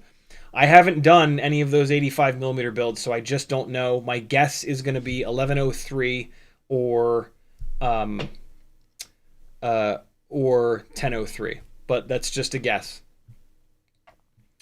Denzel the Terrible says tuna, not inna. James Thomas says, in the last stream, did you say you had Nano 3 cameras coming? Are they Emax or what? No, somebody was selling a whole bunch of them on my Discord, actually. And I PayPal'd them, but they're not here yet. Thank you for the reminder.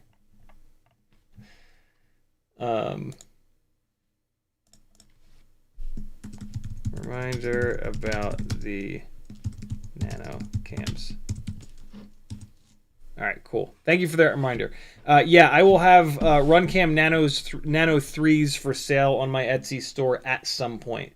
I'm going to do some testing with them first, though, so don't hold your breath. But they will be up there. Just be as patient as you can. Although I think I saw the Emax ones for sale on Pyrodrone. I have Pyrodrone opened.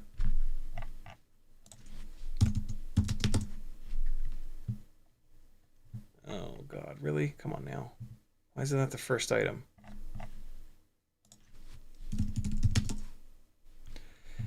Maybe not. Oh, no. There it is. It's out of stock. It might be in stock somewhere. I swear to God I saw it somewhere recently. Let's see. Playing a dangerous game jumping off of Pyrodrone in the same tab right now. Nope. I think it was Pyrodrone and then and now they're sold out. But that's what you want to search for. Search for Emax Tiny Hawk Nano Scout RunCam Nano 3. That's what the RunCam, the only RunCam Nano 3s that you're going to find in stock are going to be called Tiny Hawk Nano Scout Nano 3s. So that's what you want to search for if you think you can, you might be able to find them. Render says 30 and 90 frames per second would work, I'd think. What does that mean? Cole Power says only way to do it is to capture. Yeah, no, it won't, because in order it just won't. I'm pretty sure that it won't. I'm pretty sure there's no way to do it. I'm just gonna leave this shit frozen. I don't have the patience to cycle the camera off and on again. Cole Power says only way to do it is to capture at 100 frames per second. 25 as a composite of 4 frames. The sensor would have to read out 4. Now the problem though is that the frame rate needs to drive the. Oh yeah. The problem is that there is a gap when the frame hits. You can't just take. I don't think you can just take 4 frames at 100th. At 1/100ths and smash them together. I think there's a hit. I think you'll see it when each frame chop happens. Cole Power says, "Who's going to be the first to step up 2 times stereos? 2 of them for stereoscopic 3D." Frank Nicholas says, RTFM, it's also in the inner preferences key binding area. Awesome. I'll be able to find it in there. Thanks, friends. I wish I wasn't frozen, but, you know, Canon sucks a bag of donkey dicks. Here's some flight footage from that first battery in... I'm going to play this in slow motion. Nah, not the first battery. Not the first battery. With the outro footage. We did the first battery at the beginning of the live stream. We'll go with some footage from the second battery that you've already seen, but it'll be neat because it'll be in half speed. I'll see you guys on Wednesday. Best of luck out there. Love you, bye.